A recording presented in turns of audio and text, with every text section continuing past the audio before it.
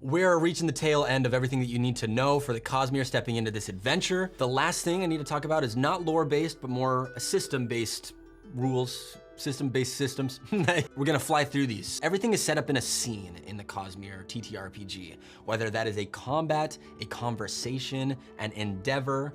Combat, pretty self-explanatory. That scene takes place, you roll Wait, no you don't. No, you don't. You don't. So we have these guys. This is the initiative tracker for the game. Every player will have one, and this is a fast turn, and then you can turn it around for a slow turn. Fast turn, you get 2 actions, and slow turns you get 3. So that's why you might choose one over the other. Yeah, an action is just a sideways triangle. So Yeah. two triangles, 3 triangles. That makes sense. Yeah, it makes sense. Yeah. The most important thing about this system is it wanted to give freedom to the players to paint a story, to tell a story. So, say we're jumping into combat. Here we go. You're thinking, okay, I want to take a slow turn. Or I'm thinking that, or I don't know, whatever. No, I would love to take a slow turn. You want to take a slow turn? That's a fast turn. and then I'll take a fast turn. I want to move quick. All PCs will go first on a fast turn, and then all NPCs and enemies that take a fast turn will go, and then all of the player characters that took a slow turn, and then all NPCs and enemies that took a slow turn. If we both went slow, we see what is happening in front of us, everything that's happened in the fast turn. Yep. It's actually an option to be like, I'm switching to a fast turn. As long as it's before the enemies have gone, it's like, okay, I gotta jump in and help. Because what they're doing narratively, I feel inspired to help. Actions are important. Like even moving, you're like Doxley's 30 feet, that takes an action. It's not just a free thing you get to do in this game. Everything takes an action, but therefore you can do everything, and just depending how you want to spend that action economy. So that's kind of how combat works. Next we got conversations. How does that differ from just role-playing at a table? If your players are trying to accomplish something through a non-combative means, people having a battle of wits to kind of one-up each other to get what they need, you really need this high prince to vouch for you that you need to be on this mission. Conversation starts. Okay. You are now on a kind of a clock with your focus. You have to come up with ways and arguments to get this high prince over to your side, wherein the high prince can, if you make a good argument, spend his focus to not be dissuaded by that argument, and you need to keep pushing. And a reminder that focus is one of the things at the top of the character sheet. It's just your willpower plus 2.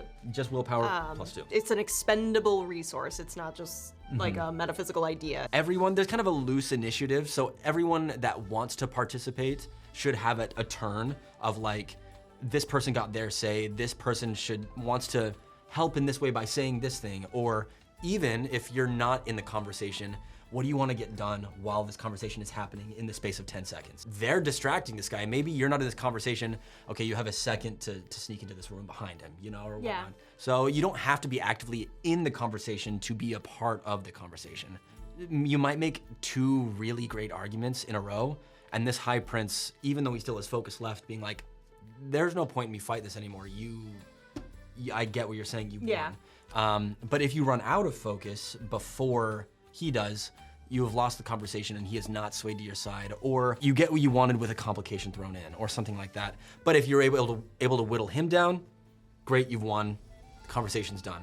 There's usually one person leading the conversation, the one that will end up making the rolls, and other people can spend actions to help. Or if they're an envoy or a leader, you might have certain stuff in your skill tree that it's like, your aiding means a lot more in a conversation than someone who's not. Okay. That's a conversation. Third and final type of scene is an endeavor. This is like your chase sequences, you're fleeing from somewhere, your jail breaks. This is the like hyper focus in on a moment. Okay. And like every second counts. Usually, depending on the difficulty of the endeavor, a really difficult endeavor would be like looking for 7 successes before 4 failures, and tracking that. Kind of like, how Matt in the last Bronc Call session, we had the hands. Oh, yeah. Like this thing. Someone takes the lead. Acrobatics. 28. Loose footholds up ahead. Perception. 21. Reset. Yeah. It's like that without the hands, where I'm like, okay, I'm calling for, this is happening. Yeah. I need you to roll this. But no. Okay, a player can help paint the story too, of being like, can I make this roll? Yeah. To help influence things in this way. Every fail means something. Every success means something.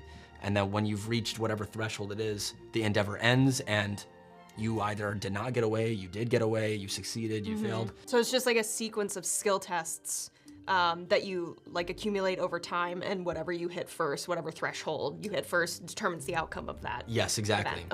Okay. The last thing I want to talk about are these cards, these event cards.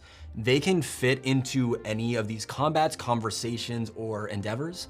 And it's just a way to be like, this is a pretty balanced event. So 3 successes or 3 failures. 4. Oh, sorry. Thank you. I can count. I'll have this event thing like lined up in front of me, and I will trigger like you're fighting on the wall of some battlements, you know, and while this combat is happening, I'll be looking for successes and failures.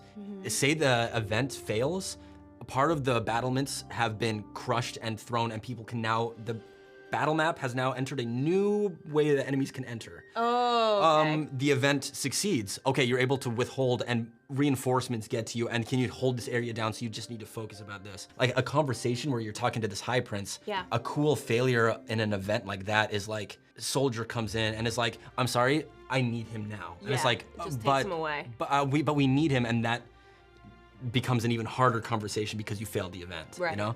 I think that also, like when I think about times when our party is trying to convince a very hard to convince NPC to do something or think something, and Matt's given us this note so many times where he's just like, you gotta try something else. Yep. I feel like this is like a measurable game mechanic of being like, you have tried everything, and it's like, it is over now. It's Like, done. Okay, and then very final thing is these plot die here. So you'll hear a GM say, okay, we're gonna raise the stakes on this moment in time. So like say I'm rolling here, right? And ooh, okay. Oh. So I got a complication. You'll see there's 2 complications, 2 opportunities, and 2 blank tiles. The complications, there's one that has a 2 on the inside and one that has a 4 on the inside. Meaning if I ask you to raise the stakes on a perception check, yeah. you get a There we go. complication. Boom. Is that an 11?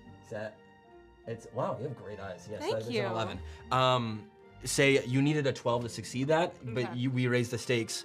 You got a complication, but that 2 adds to your roll. So you have the roll now is now a 13.